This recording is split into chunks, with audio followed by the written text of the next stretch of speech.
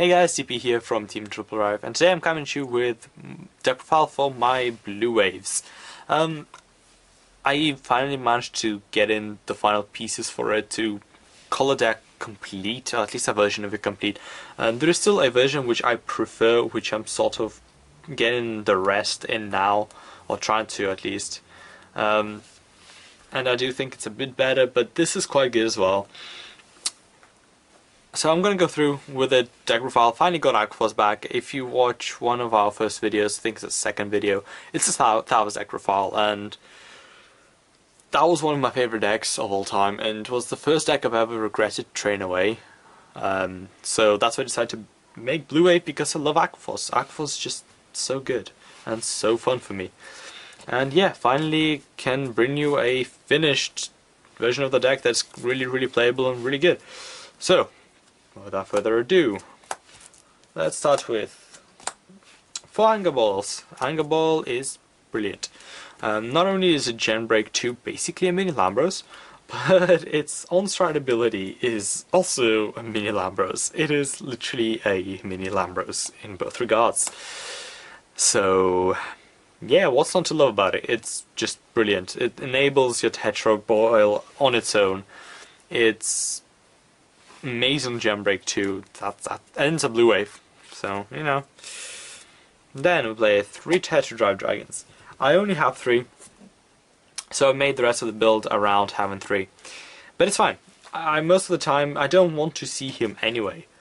The only reason he's in there is if I have to write another card, I'd rather it be Tetra Drive than anything else. Because if it's not Tetra Drive, my Tetra Balls are dead. I might as well show you next card now. My 4 Fovuses are dead. I feel like I spoiled everything for you guys, like spoilers, you know? Just before a movie somebody shouts to you the ending of the movie. It's just anyway, for gratuitous. So yeah, you saw the 4 Fovus. Fovus is really good.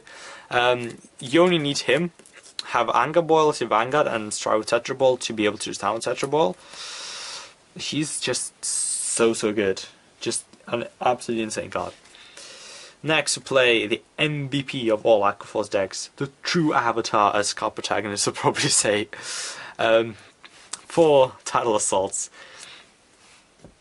He is absolutely amazing. When he attacks the Vanguard, at the end of the battle, stand him up and he gains minus 5k. So he becomes a 4000 power. This combos very well with a lot of cards we have in the deck, which I'll get to in a bit. And he just combos very well with Anger Boil as well.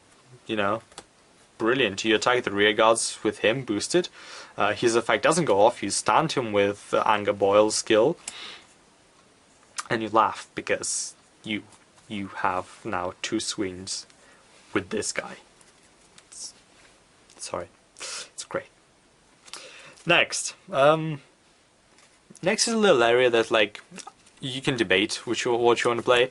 Personally, I play 2 High Tide Snipers. High Tide is really good. He makes brilliant columns. The reason I play only 2 is because there is competition for Soul in this deck. And while he's great, he is really good. He got me win like once. In this deck it's not as big of a deal as it was in the Thalos deck back in the day, but it's still a very good card in my opinion. He's not as OP, but yeah, he is still great. And then 1 Saberflow Sailor. Now, a lot of people will now say, why would you play Saberflow Sailor? My friend, well, a guy I know that kind of had an argument with me about this, saying, why would you play Saberflow Sailor in a deck that draws so much? And my counter argument is, you're relying on getting the starter off, so you're relying on the starter not getting rewinded, locked, binded or retired,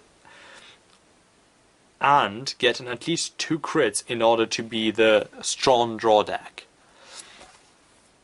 Otherwise, even with a starter and 1 crit, you will draw sufficiently, but you're not a strong draw deck to the point where this is too much. That is why I play her to get into combo pieces fairly early game. I guess even mid game she could be a good recovery card. The thing I noticed about this deck, and it's something that a friend of mine that helped me test this also noticed, when it bricks so hard that you really can't do anything. It also makes one of the best comebacks that I've ever seen. I don't know how, but people just, like, when it comes back rocking. So that's it for the Grey 2s. That's my personal lineup. A lot of people play Magnum Assaults, which is fine. I personally don't like them because it's more counterblast, you have to boost, etc, etc, little quirks, and yeah, it's okay. You can play if you want it. You can play it if you want to. God, English is hard, okay, I'm sorry. Anyway, next, for Grade 1s we'll play 4 PGs. These are the trial deck ones because out of all the non-flip ones I prefer this. Good art. And would I play the unflip ones? Probably. I'm getting the rest in as well, trying to get the rest in. But at the same time, I do like the fact that I can perfect guard my rear guards, because Tidal Assault is a thing that I have perfect guarded twice in all of my testing, and these are kind of little rare occasions that you meant to not happen that much. That did not make sense. Usually having 10k guards should be enough, but twice I had to use a perfect guard to save him, and that actually won me the game, or at least prolonged it a lot. So that's very useful. And I also have, I don't really have the cross anymore, but there will be legend support coming out, and a lot of people will be playing the cross with it. I do have a lot of deep elite players that play Laurel, so it's just nice to be able to have it. That's enough rant about why I play the non-flip ones. Anyway, next, for Bright Shooters. Bright Shooter is very good, considering I only play 7 grade 3s. This can return cards back to hand so I can stride the next turn. And not only that, this basically, you can go, if you have a grade 3 in your hand, and this is boosting a 4th attack, and you have Tetra Ball rested, you can go ditch the grade 3 on the declaration of the 4th attack, and at the end of it, use Bright Shooter's skill, because you boosted that 4th attack, add the grade 3 back to hand. Yay! Win-win situation. It's basically making restart free, which is ridiculous. Next, to play 4 Stride Enablers, I only play 7 grade 3s. That's my justification for playing 4, because you need Stride, otherwise this deck dies. Yes, it has early rush, but if you can't Stride, most decks will catch up with you and win, unless you decide to play the grade 2 game, at which point, okay, that could work, I guess, but meh. So yeah, 4 Stride Enablers. And then to finish off, 3 Seagulls. This is one of my new favorite grade 1s ever, because you call it, it's almost 1, gives another unit plus 3k. This is not a gem break ability either, so you can, if your opponent's on grade 3 and you can't Stride, or you don't have a grade 3, you can plop this, give that to Tidal Assault. Now Tidal Assault can still rush your opponent's grade 3 11k. Another awesome thing about it is its gem break ability. At the end of the 4th battle that this unit boosted, bounce him back to hand. So, not only is he a reusable card, the opponent cannot hit him. Is it... Okay, it is compulsory to return him. It's not a you may return this unit to your hand. It is compulsory to bounce him. So, that kind of sucks against shadows. Try to play around that, I guess. That's the only thing I can say, really. But, yeah. It's a very good card. Columns. Also, you can double stack them on Tidal Assault during anger on Tetron anger turn, and it's just so good. It gets ridiculous. For side of Vanguard, play Dagger Master Draco Kid. Honestly, there's no other option equivalently good for this deck. Eric is... no, not Eric. Andre is awesome. But in this deck, this is 10 times better, because this allows you to draw 2 cards on your Tetra Boil turn, and also gain a crit on the 5th battle, which is on your 2nd swing. It is absolutely insane. So, if it survives, then awesome. If it doesn't, it's probably not going to against any control deck, because they're just going to go, yeah, this is too good to keep alive.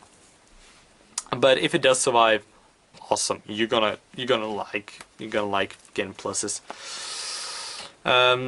Triggers for heals. 4 of this draw. I do not have Malika. I need to get Malika's in. I know. 4 of this grid. Again, this is an absolutely essential card, because 2 of him with him can get you like a 12 card hand easy. Only one of them still gets you a really decent hand, to be honest. So, yeah. And then for more crits, I need to get Supersonic Sailors in, but it's hard to find somebody that has them and is willing to trade them. Okay, on to the Stride Zone, which is one of the most interesting ones. I don't know why I said it like that. I'm sorry guys, I am really tired after a long day. But I still want to profile this deck because hype of actually completing it. Hype of getting a certain piece. Alright, let's start off with this. We play 1 Tidal Ball Dragon. Tidal Ball is awesome. He's often going to be your first ride because he is awesome. He can get you an extra draw. You don't really gonna... you're most likely not going to use his Spirit Call ability unless you're trying to rush your opponent down. I've only done it like twice, really, in all the times I used it, and it wasn't even game changing at all. My opponent just got it like, okay, meh, you know, it wasn't game changing. So yeah, he's good for the draw. I really like him for the draw. I used to play 2 of him, but people of my locals argued me into playing this, the Lizard. Their logic behind it is, if you think you can't stride, or you know you can't stride next turn, use Blizzard. You'll have Gem Break, which is a mini Lambros, which is fair enough. I can't argue with that. That's why I went into playing this. I originally also did consider playing what's his face. I'm not going to remember to pronounce his name right. It's the Wave 3. 3rd time or more, Cannibals 1 entire unit. I did consider playing that. I prefer Tidal Ball, and again, it's the same argument of playing Blizzard over him as playing over the Blizzard over the 2nd Tidal Ball. You know, it helps to kind of secure the Gem Break when you need it. Now, the next card, I'm so happy I managed to get in today. I did not think I would be able to, but I was really lucky. My trade bait came in today and I managed to trade it for this Lambros. Yes, 2 of my Lambays. He's too good not to play, in my opinion. He's a very good finisher after your finisher. He's the finisher of the finishers. He can also enable you Gem Break too if you want. You can rush with him a bit early game, but it would be a bit wasted, I agree. So, yeah. But he's such a good... If you did not kill him with your Tetra Balls, if you live and you can enable him, you're gonna win. Like, I have never seen a deck survive all of that. You either lose at that point, or you just win. And then 4 Tetra Balls. Tetra Boiled Dragon. It's so good. Love it. It was quite hard to build this deck. It's A, very expensive. B, not many people are willing to trade things for it. So I overtraded quite a bit. I've traded a whole deck for a little core and then had to get bits and pieces in myself.